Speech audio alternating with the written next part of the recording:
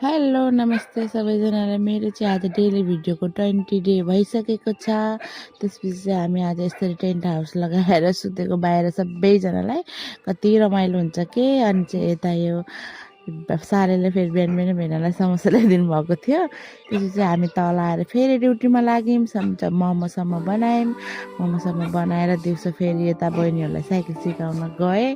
Cycle र अनि दिदी पनि स्कुटी सिक्दै थियो, बहिनीले पनि साइकल सिक्दै थियो। उसलाई चाहिँ झेसक भइरहेको थियो, 1-2 दिनमा सिकिहाल्छ ऊ चाहिँ होइन। स्पेसली केटाभन्दा केटी मान्छेले सबै थोक सिक्नुपर्छ के। काम हेरेर कतिखेर कहाँ काम लाग्छ भन्ने थाहा हुँदैन। सबै सिकिहाल्नुपर्छ।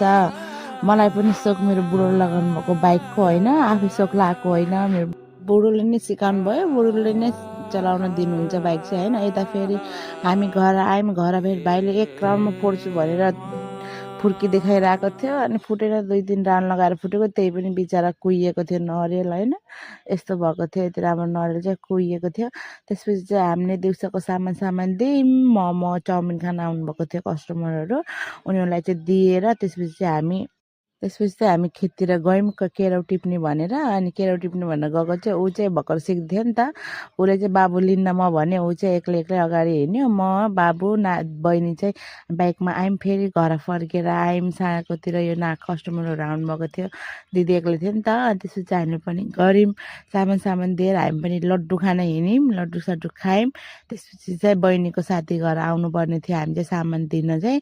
त्यसपछि चाहिँ बाइक लिएर हामी चाहिँ आजभोलि चाहिँ घुमाइ मात्रै भएको छ मेरो कि दिएर आयौँ। त्यसपछि घर आइसकेपछि बाबुले त मैदाले होली खेलिरहेको थियो। अनि उसको मम्मीले चाहिँ गाली गरिरहेको थियो। बच्चाबच्चीहरू चाहिँ यस्तै हुन्छन्, हेर्नु कसको घरमा हुन्छ यस्तै, भन्नुहोस् होला।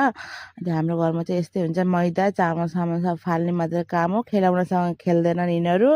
मैदा चामलसँग मात्रै खेल्छ हाम्रो बाबुले चाहिँ। त्यसपछि चाहिँ हामीले यसरी साँझको चाहिँ यसो काम गरेर भ्यायौँ। त्यसपछि कर्न चाउजीले चाहिँ हामीलाई गिफ्ट दिनुपर्छ कि कति नै खान्छौँ हामी है। त्यसपछि कस्तो लाग्यो मेरो